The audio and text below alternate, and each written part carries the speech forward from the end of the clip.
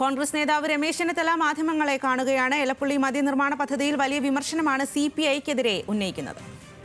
അവസാനം ഗവൺമെന്റിന് ആ തീരുമാനം പിൻവലിച്ച് പുറകോട്ട് പോകേണ്ട അവസ്ഥയുണ്ടായി. എന്നിപ്പോൾ അതേ രീതിയിൽ തന്നെ കുടിവെള്ളക്ഷാമം നേരിടുന്ന പാലക്കാട് ജില്ലയിലെ എലപ്പുള്ളിയിൽ വീണ്ടും ഒരു മദ്യനിർമ്മാണ കമ്പനി, എല്ലാം കൂടെ ഒരുമിച്ചാണ്. കഴിഞ്ഞ തവണ പല ജില്ലകളിലായിരുന്നു, ഇത്തവണ ഒരുമിച്ചാണ്. ബിയറും വൈനും നിർമ്മിക്കാം, ഡിസ്റ്റിലറി ആരംഭിക്കാം, അതുപോലെ തന്നെ ബോട്ടിലിംഗ് പ്ലാന്റ് ആരംഭിക്കാം, എല്ലാം കൂടെ ഒരുമിച്ച് 6ഓളം നിർമ്മാണ പ്ലാന്റുകൾ ഒരുമിച്ച് കൊണ്ടുവരാനെടുത്ത തീരുമാനം അന്ന് പിൻവലിച്ചതിന് ശേഷം എടുത്ത ഒരു ചിന്തയാണ്. അന്ന് ഞങ്ങളിത് ചൂണ്ടിക്കാണിച്ചില്ലായിരുന്നെങ്കിൽ അന്ന് തന്നെ ഇത് വരുമായിരുന്നു. അന്ന് ഞങ്ങളിത് ചൂണ്ടിക്കാണിക്കുകയും അതിനെതിരെ ശക്തമായ പോരാട്ടം നടത്തുകയും ചെയ്തപ്പോൾ ഗവൺമെന്റിന് അത് പിൻവലിക്കേണ്ടി വന്നു. ഈ ഇടപാടിൽ വലിയൊരു അഴിമതി നടന്നിട്ടുണ്ട് എന്നുള്ളത് വ്യക്തമാണ്. ഇല്ലെങ്കിൽ ഇത്ര വാശി എന്തിനാണ് ഗവൺമെന്റിന്? ഇവിടെ ഡൽഹി മദ്യനയ കേസിൽ പ്രതിയായിട്ടുള്ള ഓയാസിസ് കമ്പനിയെ ഇവിടെ CPM എങ്ങനെയാണ് ആനയിച്ചു കൊണ്ടുവന്നത്? എന്തിനു വേണ്ടിയാണ് ആനയിച്ചു കൊണ്ടുവന്നത്? ഇവിടെ സ്ഥലം വാങ്ങിയത് എന്നാണ്. അപ്പോൾ ഈ കമ്പനിക്ക് നേരത്തെ അറിയാമായിരുന്നു മദ്യനയത്തിൽ മാറ്റം വരുത്താൻ പോവുകയാണ് എന്ന്. മദ്യനയത്തിൽ മാറ്റം വരാൻ പോകുന്നു എന്ന വസ്തുത മനസ്സിലാക്കിയിട്ടാണ് എലപ്പുള്ളിയിൽ ഇവർ ഭൂമി വാങ്ങിയത്. മാത്രമല്ല, ഇവർ ആദ്യ അപേക്ഷ കൊടുത്തു, അപേക്ഷ തള്ളി. എന്നിട്ടാണ് വീണ്ടും മദ്യനയത്തിൽ മാറ്റം വരുത്തിയ ശേഷം അപേക്ഷ വീണ്ടും കൊടുക്കുന്നത്. ഇത് ആസൂത്രിതമായൊരു നീക്കമാണ് എന്ന് ആർക്കാണ് അറിയാൻ പാടില്ലാത്തത്? അപ്പോൾ മന്ത്രിസഭാ യോഗത്തിൽ വന്നപ്പോൾ പോലും ഘടകകക്ഷികൾ അറിഞ്ഞിരുന്നില്ല. എല്ലാ വകുപ്പുകളുമായി ആലോചിച്ചെന്നാണ് പറയുന്നത്.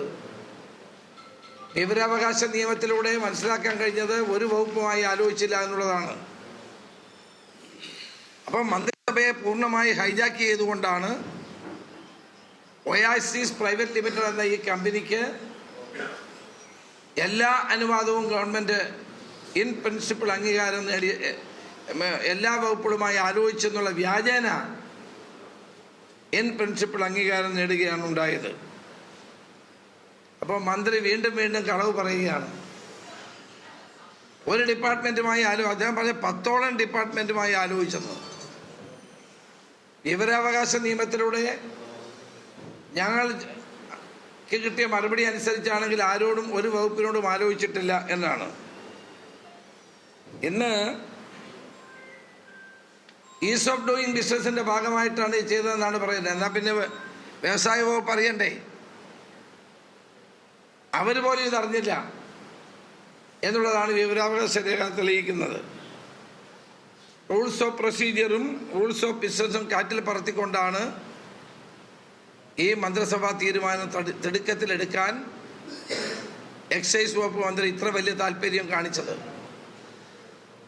അപ്പോൾ ഈ ഡിസ്റ്റിലറിക്ക് വേണ്ടി എന്തിനാണ് ഇത്ര വലിയ വാശി CPM മന്ത്രിയും കാണിക്കുന്നത് എന്നുള്ളതാണ് ഇവിടെ അറിയേണ്ട കാര്യം.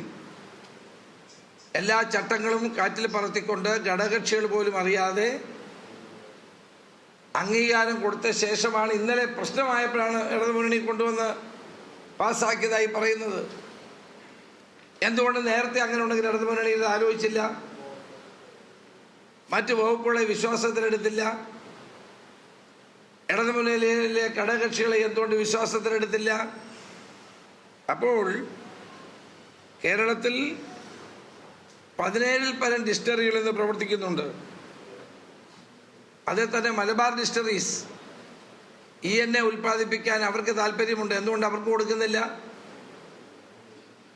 മലബാർ ഡിസ്റ്റിലറീസിന് ആവശ്യമായ വെള്ളം കിട്ടണമെന്ന് ആവശ്യപ്പെട്ടുകൊണ്ട് അവര് പണം കെട്ടിവെച്ചു. ഇതുവരെ കൊടുത്തിട്ടില്ല.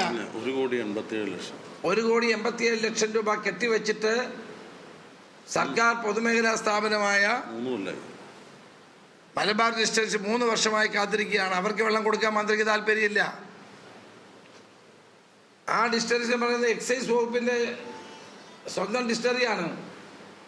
സ്വന്തം കുഞ്ഞിനെ നോക്കാൻ സമയമില്ല.